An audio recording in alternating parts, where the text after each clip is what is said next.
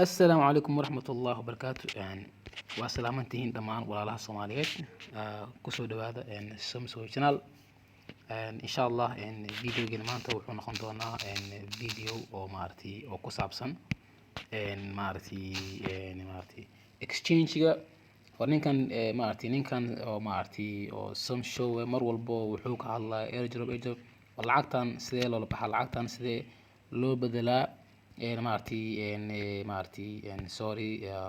sidee loo bedelaa BNB muhiimad ugu weyn waxa waaye waa BNB waa ama Ethereum okay so laakiin airdropadan maadaama ay yihiin BNB so marka muhiimad ugu weyn waxa waaye sidee loo bedelaa BNB mar haddii loo bedelo BNB lacagtaas in laga dhigto dollar ahaan waxa waaye waa iska easy okay marka hore tusaale ahaan maanta videogan waxaan kaga hadlayaa airdropka tusaale kasoo qabo hadda Metaspace game oo ah airdrop oo aan ka hadlay daraadhow okay exchange-da waxaa lagu soo sharxaa waxaa lagu soo publish gareeyaa ama lagu soo list gareeyaa waa laba exchange okay midka ugu horeysa waxa waaye waa PooCoin iyo midka labaad oo ah PancakeSwap okay waxa waaye swap macnaheedu waxa waaye in lacagta la kala bedelo okay so hadda tusaale ahaan waxaan ku soo qaadanayaa PooCoin okay waxaad imaadaa marka hore apps ka imaado kadib waxaad qortaa PooCoin.app qor markii aad qortid kadib wuxuu ku saaraa qaabkan okay connect mesh connect ku dhufo kadib waxaa leedahay trust wallet ka ku dhufo trust wallet ka nooc yahay okay then waxaad imaanaysaa meesha sare oo ay ku qoran tahay marka hore chart imaado markii aad chart imaadid waxaad raadinaysaa lacagta adiga aad rabtid okay horta lacagtee waa lacagta adiga aad rabtid inaad macnaha aad bedeshid okay tusaale waxaan rabaa in aan bedelo Metaspace game okay oo Metaspace game oo aan haysto 77 Soomaa so qiimaha halkaas kama arkaya laakiin halkan waan ka arkayaa okay haddii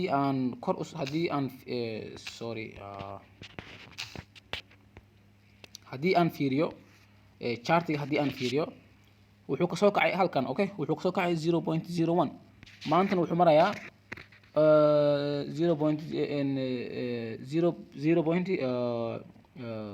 0.16 Soomaa so it means waxa waaye wuxuu soo jaray laakiin chartigan waxa waaye one day okay haddii aan fiiriyo qaybtan date haddii aan ka dhigo okay waxa waaye one day waaye okay one day gudaheed wuxuu ka soo kacay halkan ilaa iyo wuxuu imaaday intaas so macnaha waxa waaye hadda waxay ii tahay $10 $10 haddii aan rabo inaan baxsado waxaan ku dhufanayaa meesha ay ku qoran tahay trade markii aan ku dhufto kadib swap okay swap waxaan dooranayaa qaybta sare lacagta aan rabo in aan iska iibiyo qaybta hoose lacagta aan rabo inaan iibsado waxaan rabaa inaan iska iibiyo Metaspace game ayaan rabaa inaan iska iibiyo okay markii aan ku dhufto kadib waxay soo bixayso inta coin aan aniga haysto kadib waxaan ku dhufanayaa maximum ama waxaan ku dhufanayaa halka mid maximum ama number ayaan gelinaa okay maximum iska leh markii aan rabo maximum qaybta hoose waxaan dooranayaa lacagta aniga aan rabo tusaale haddii aan rabo USD waxaan ku dhufanayaa USD haddii aan rabo BNB waxaan ku dhufanayaa BNB okay waxaan ku dhufanayaa hadda aan ahaanteeda tusaale BNB okay aniga hadda lacagta inaan iska iibiyo ma rabo waayo chartiga wuxuu socdaa kor taasoo oo ay ka dhigan tahay in uu macnaha mustaqbal fiican uu leeyahay okay coinkan haddii aan rabo USDT waxaan bedelayaa USDT oo ah $8.10 so markii kadib waxaan leeyahay approve ayaan leeyahay markaan approve waxa iga bixayso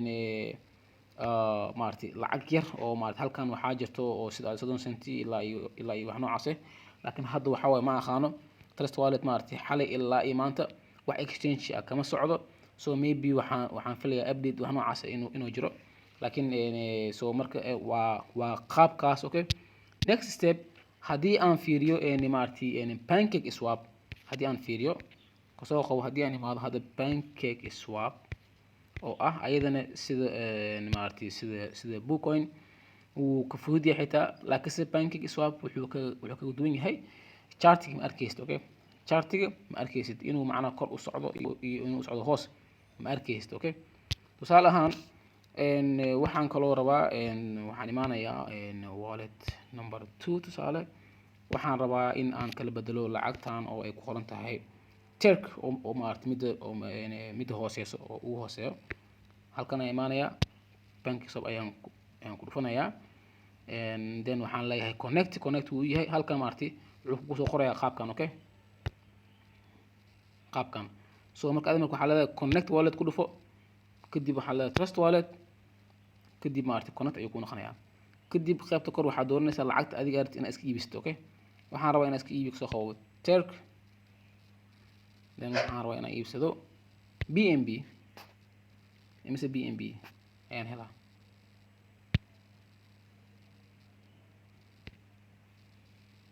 Okay, waa qaabkan. haddii aan dhaho total dhaho qaybta hoos BNB waxaan ka arkayaa inay soo dhacayso 0.3.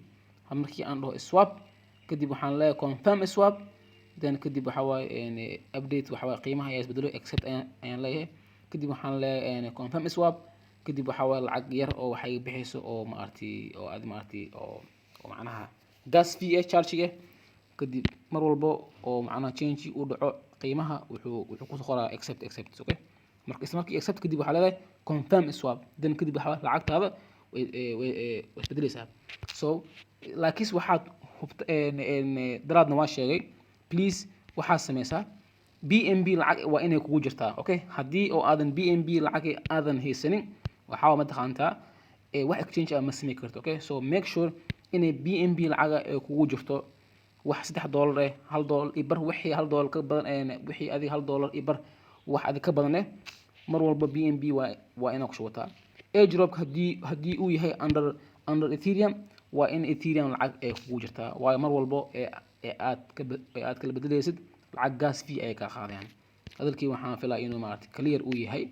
meesha lacagta lagu kala bedelo waxa waaye dApps. Okay, dApps kadib waxaan sameysaa exchange midkooda dooro, labadan exchange linkigooda waxaan dhigayaa hoos qaybta hoose.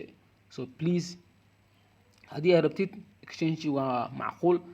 the last step oo aan rabo in aan ka hadlo ayaa ah airdrop. sidiisa maaragtay waa lacag cusub, soomaha waa coin cusub.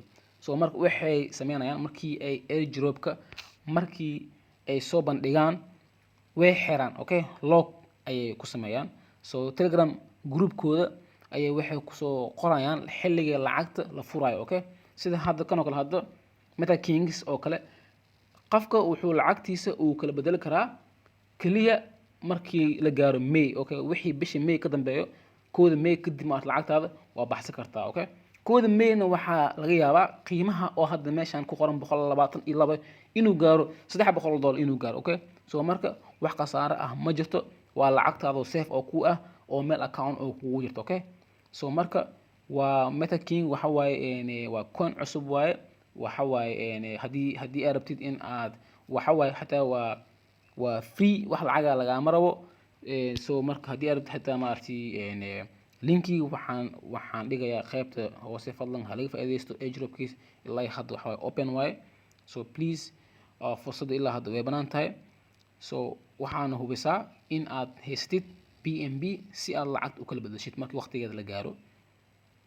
haatana assalaamu calaykum waraxmatullahi wabarakaatu.